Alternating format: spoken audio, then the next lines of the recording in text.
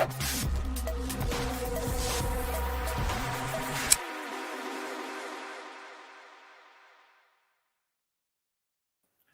evening and welcome to the Celtic Way, Celtic versus Young Boys team news, reaction and match preview.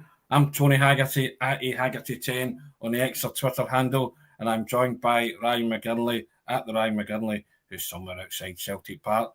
Ryan, doesn't it get any bigger than this, does it? It's got the feel of a big game. How excited are you, sir?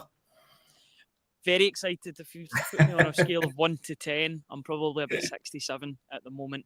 Yeah, I'm really looking forward to this game tonight. It's a massive, massive game for Celtic. Celtic know that if they win tonight, they all but seal their place in the next stage of the Champions League, the playoff round. A big game. A strong team has been named, Tony. I don't know if we want to go through it. I don't know if you've got it to hand there, or do you want me to read it out from my laptop? But it is the same team from Kilmarnock on Saturday. In fact, I should probably be able to do it off by heart.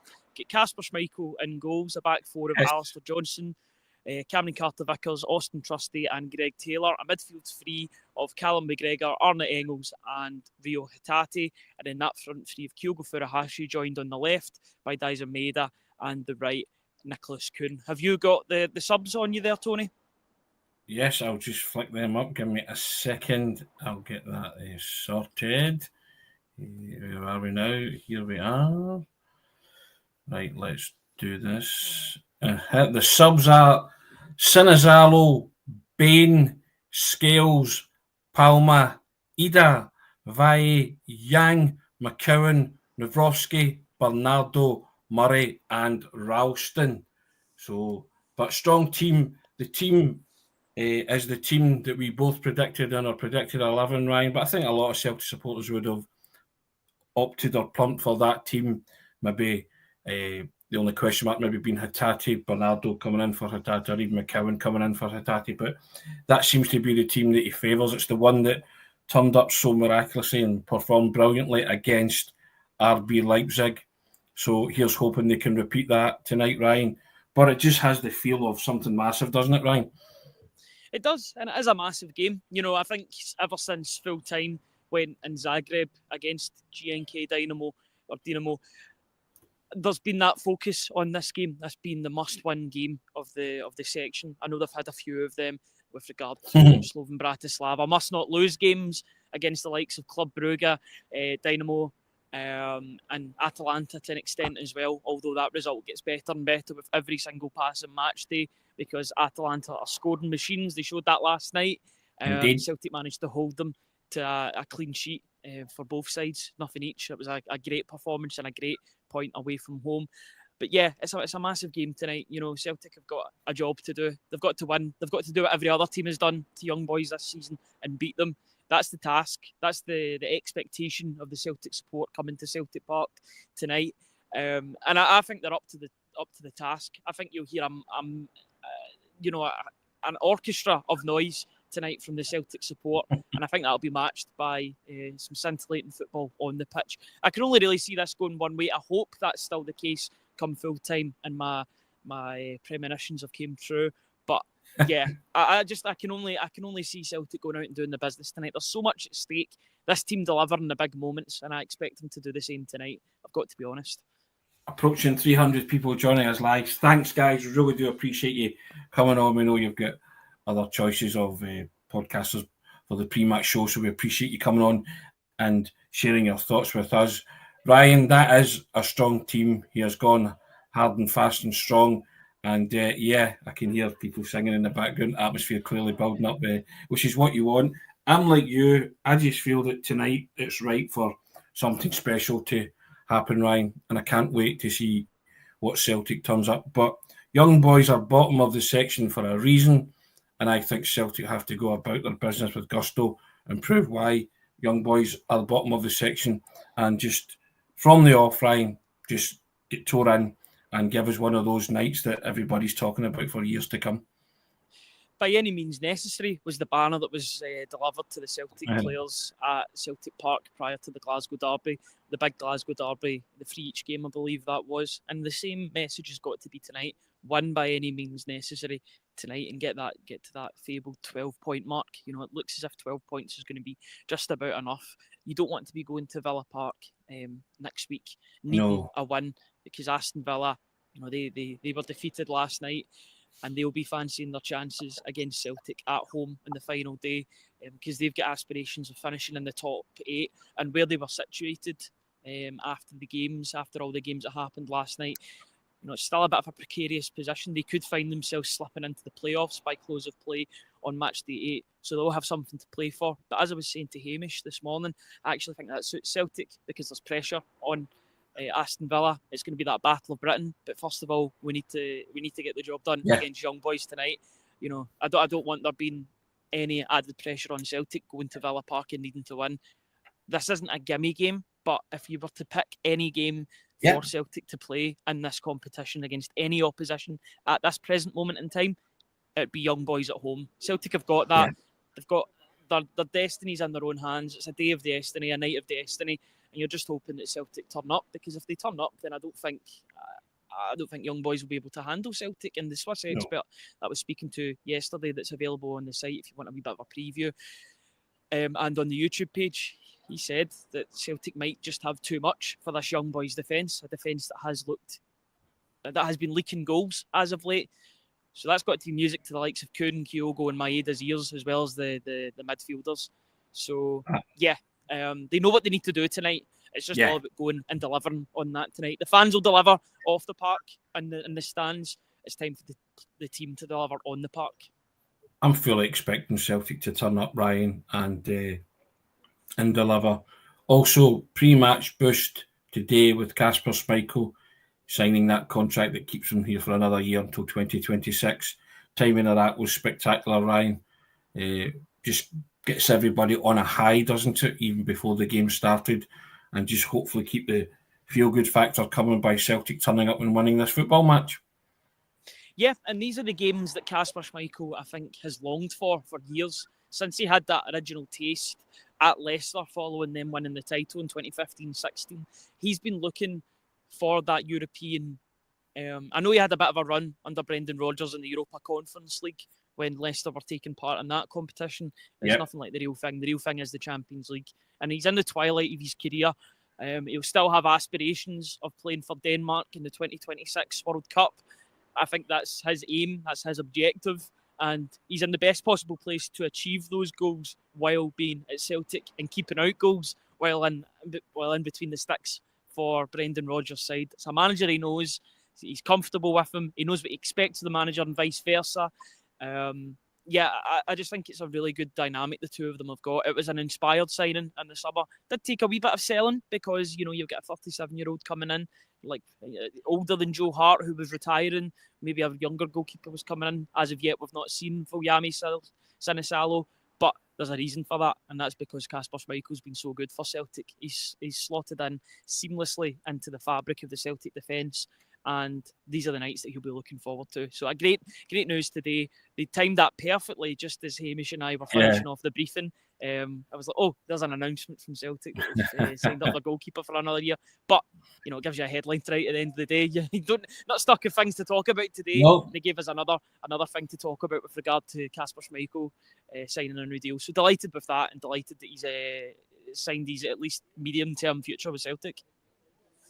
Get your predictions coming into the chat, guys. I'll read a few of them out as we go along. Now, over 400 people join us, 416 this minute. Thank you so much, guys. Get some of your comments flicked up as well. Marquis saying on Schmeichel, he's the best keeper that Celtic have had in a long time. Anthony Murphy first in with the prediction there. He's saying 3-0 to Celtic. Aero 250 saying 3-1. There's a couple of other predictions there as well. Martin Anderson saying 3 or 4-0. And someone else saying 4-1 Celtic, AGSC Tech. So, yep, lots of confidence abounding, Ryan. Rebel Double X 4-1. 2-0 Celtic says Celt 88. And 3-0 the boys, says Francis Lester, a regular commenter and contributor on here. Squeak 1888 saying 3-0. I'll get your prediction nearer the end, Ryan, but I can understand there's confidence abounding, and they're looking at it the fact that young boys have been conceding goals right, left, and centre. Anthony Brogan coming in and saying 2-0 to Celtic, 3-1 Kyogo and Hatate. Scoring, says Dennis Jameson. Natalie McMullen 3-0. Jackie Dillon, who's a member, thank you for that, Jackie. 3-0, she's saying. And Gerard echoing a lot of people's thoughts, just a win of any sort. And John Boyle saying 2-0. Yeah, so, and my good friend Peter in Gibraltar, he's saying 3-1, and he's sending his best wishes. Cheers, fella. Appreciate that. Ryan, you're near Parkhead. Is there that kind of feeling about it? Are you getting that big match atmosphere? Are you picking up fans singing? And not yet. No, not yet. Yeah. To be honest, I think the fans will be coming in the next. I mean, it's handy that we've done this video so early, because I think by the time I'll be walking up, it'll be a cauldron of noise. I just brought up the team there. You can see, guys, that's the team that Celtic will be going for. I'll just read it out again to those that maybe were late coming in. Casper Schmeichel in goals, a back four of Alistair Johnson, Cameron Carter-Vickers, Austin Trusty and Greg Taylor. Midfield three of Callum McGregor, Arne Engels and Rio Hatate, and a front three left to right of Daizen Maeda, Kyogo Furuhashi and Nicholas Kuhn. So a strong team, probably Celtic's strongest 11 that they could possibly put out at this moment in time. You know, maybe question marks about Bernardo, potentially Luke McCowan, but I think, you know, that's the team that most people would go for. In terms of the noise, there's not as much noise. A couple of people walking past, you know, so I'm guessing that the decibel levels will keep on going up as we get closer to kickoff. But I'm in no doubt, with 10 or 15 minutes to go, and when the music starts playing, when that Champions League anthem, when You'll Never Walk Alone starts playing, it's going to be a cauldron of noise. And I'm not going to say it's once in a lifetime, because these things come around 3-4 times a year at least. But if you've never seen it before, it's well worth taking a visit to see it on a Champions League night. There is nothing else like it.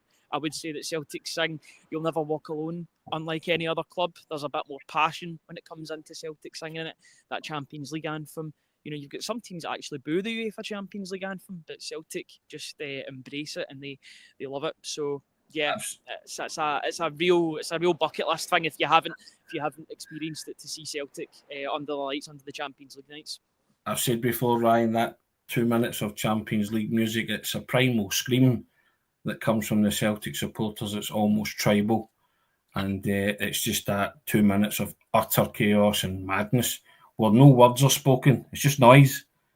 No words, just noise, and it's brilliant. There's a couple of choice words sometimes that are spoken, Tony. Not that I can repeat. I don't think we've hit 9 o'clock yet. And then it morphs into You'll Never Walk Alone, and I've said before, it's one of the best amphitheatres in European football on a Champions League night. You have to go some to match it, and hopefully that Celtic players will rise to that again, because the fans will play their part. They're so important on a night like tonight. The manager spoke about it as well, spoke about the history and spoke about the place being special. It's just got a special feeling. Francis Lester coming back in, loving the content, lads, after signing up to your great offer on at the minute. Thanks very much, Francis. Really appreciate that. Ryan, do you want to talk to them about the offer? Yes, absolutely. If you can maybe even bring up the wee thing at the side that we put on. Right now, we are currently doing a £1 for 6 months offer. With that, you'll get the transfer latest. You'll get StatsBomb data from our data provider, StatsBomb.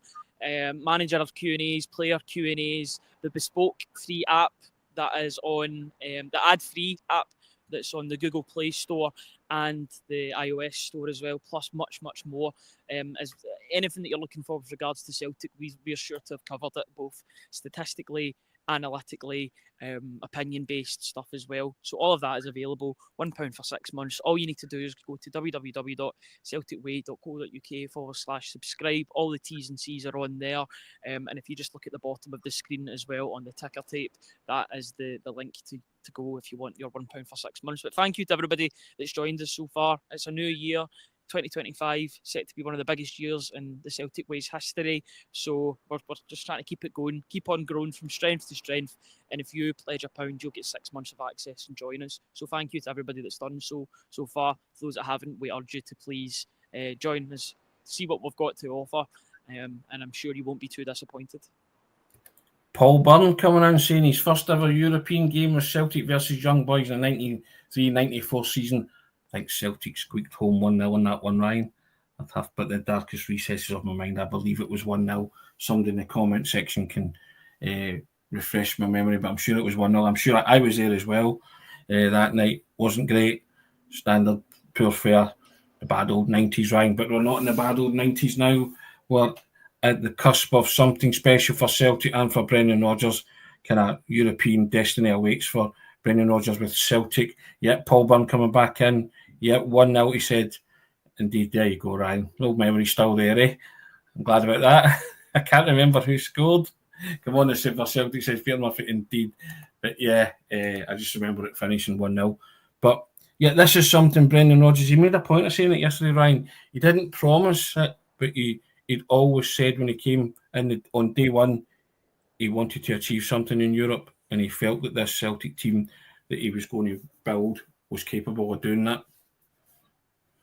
Yeah, it was one of his objectives when he came in. He wanted to build upon what was already getting built under Ange Postecoglou, but I think he has improved upon it as well. I would say that Celtic are a little bit more pragmatic in Europe compared to their predecessor, where if Plan A wasn't working, you had to do Plan A better.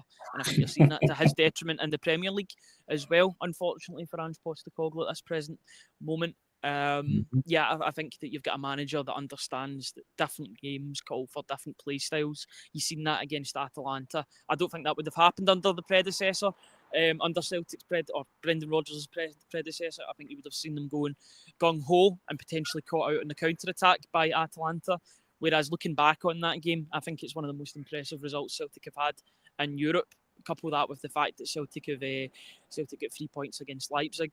Those were two incredible results that have put Celtic in this position. A couple of adverse results, maybe results that draws maybe could have been wins on the night against Club Brugge and especially GNK Dynamo, who were a very, very poor side to watch in person. Celtic probably could have got 3 points out of that game if they'd harboured a couple more chances in front of goal. It was a very drab match.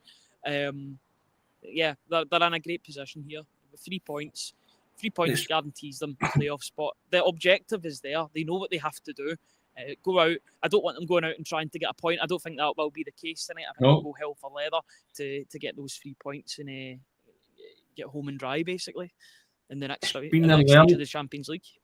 It's been a learning for me, Ryan, since the Dortmund game. You know, to go to Bergamo and play like that, and lots of people thought Celtic defence wasn't capable of keeping a clean sheet. But they've learned so much and they've grown into this competition. The highlight being the RB Leipzig result and a performance to match, a performance generational game. Brendan Rodgers said that was. We're hoping for another generational game tonight. Obviously, they kicked off in fine fettle with Slovan Bratislava, punishing them, beating them 5-1. And they've just grown into this competition, and also the learning fact if you can't win a game, certainly don't lose it. Did that against Atalanta, did it against Club Brugge, and also Dynamo Zagreb. But the last two you would think were there for the taking. They didn't win them. We move on. They've got a wonderful opportunity tonight, and you couldn't have, as you say, handpicked a better fixture to try and seal your playoff round qualification than Young Boys. It's just set up for me tonight. I'm not overly confident, but I'm confident enough to think that that Celtic team in particular, can turn up and perform and rise to the occasion. 560 people joining us, they clearly think so as well. Lots of positive predictions, Ryan, about the score. And so I just hope that we strap ourselves in, and even if there is adversity, that Celtic can come through it. They did it against RB Leipzig and they came through it with flying colours. What a wonderful game of football that was. So just hoping for something similar, Ryan. And if they hit those heights, there can and there will be only one winner, Ryan, for me. If they play like they did against Leipzig, it could be more than the 3-1 that they gave Leipzig. Now, I think that's so important tonight that if Celtic get the game done early, now this is wishful thinking, of course, goal difference could become a factor in this competition, especially with Celtic going to Villa Park in the last game. It's important that Celtic finish off on a positive goal difference as well as 12 points at least. If you can get 13 or 15 points, absolutely brilliant. You know, that'd be an incredible Hull for their first season in the league phase of the Champions League, but it's a positive goal difference. If there is opportunities to get goals against this young boys side, a beleaguered side that have been struggling all season, then they've got to take it. They've got to take that chance. That's me just being honest. They have been shipping goals, and they ship goals in splits, which is like what Celtic are sometimes in Europe, albeit not so much this season, apart from the Borussia Dortmund game. That result as well is a bit of an anomaly. You see that they've parted ways with their manager, Nouri Sahin. That's probably his best result as a Dortmund manager, because every other result has been pretty dire for him at this present moment in time. A couple of good results here and there. They're in an okay position in the Champions League, but they should be pushing for higher, which shows that it was an anomaly on that night in Borussia Dortmund, but they've responded. They've responded so well because they had the Dortmund game, and then they had Atalanta after that, so soon after it. That could have, it could have been a double whammy, and it could be a bang, and all of a sudden you're on really negative goal difference. But they kept a clean sheet. They allowed teams around them, in and around them, to get their points, and then Celtic picked up those points at home. 2 wee seconds, there's just a car reversing in here. It's just the perils of doing stuff here while loads of people trying to get to the game. But yeah, if Celtic play the way that they played against RB Leipzig, then I think, like you, there's only going to be one winner tonight. Celtic have got so much in the tank. Get players on the bench that can come off and cause problems. Get players in that starting 11 that would be arguably Young Boys' best player. You put Nicholas Kuhn in that Young Boys team, he'd be their best player. So having these weapons that you can use against a team like Young Boys, who have been struggling this season, can only help Celtic. And I expect them to get the job done tonight, because they have delivered in the past. In big moments like these, it's time that they deliver again tonight and get to where they want to be, which is the next stage of the Champions League. So who wins the game for Celtic tonight then, in your eyes? Nicholas Kuhn.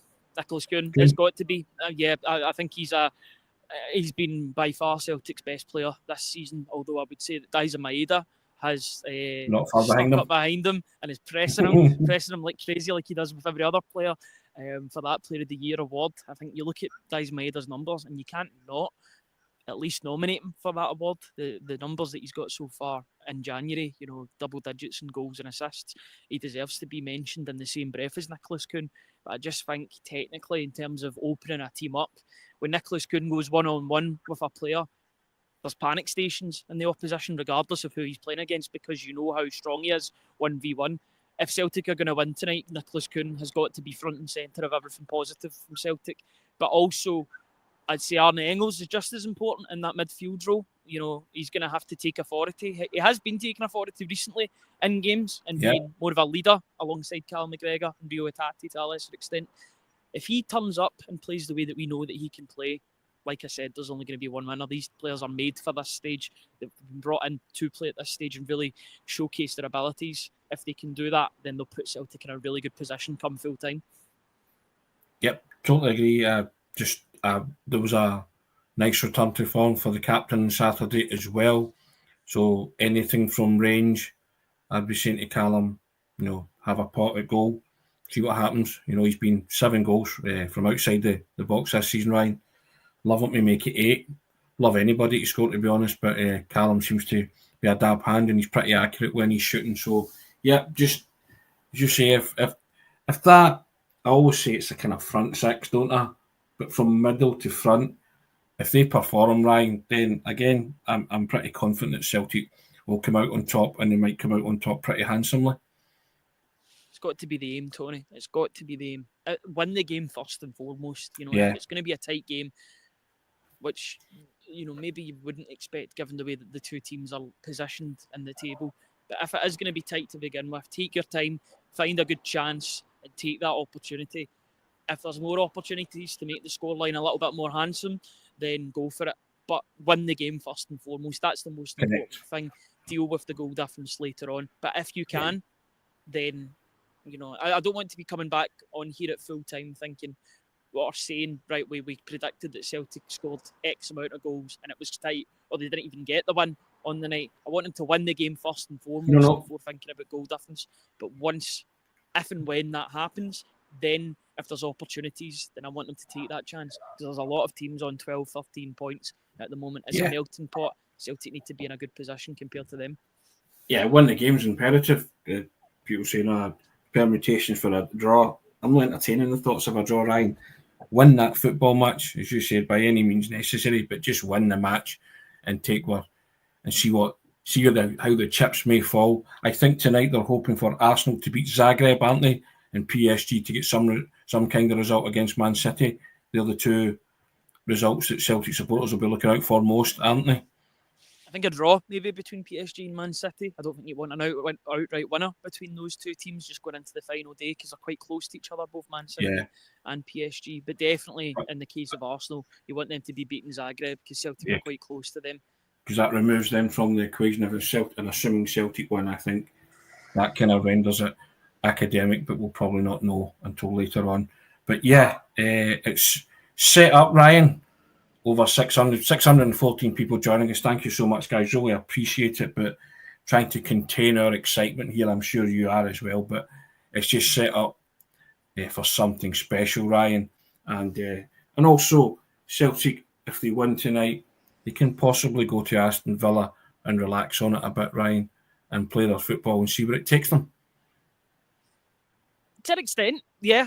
At the same time, I want them to be pushing as far to the top of the table as they can. Yeah. Yes, I want them to be qualified, but they've also got something to play for. They want to be potentially maybe even pushing into that playoff spot. Ryan, they'll be up for that. Don't you worry about that. Absolutely. They take care of themselves. But they'll be wanting to push into those seeded spots as well. I want to finish as high as we can, Ryan. Yeah, absolutely. Yeah, want to be finishing as high up that table as you possibly can. But first and foremost, it's tonight's challenge, and that's the young boys are burnt. And regardless of their form, you just have to go and win that football match, Ryan. There is nothing more for it.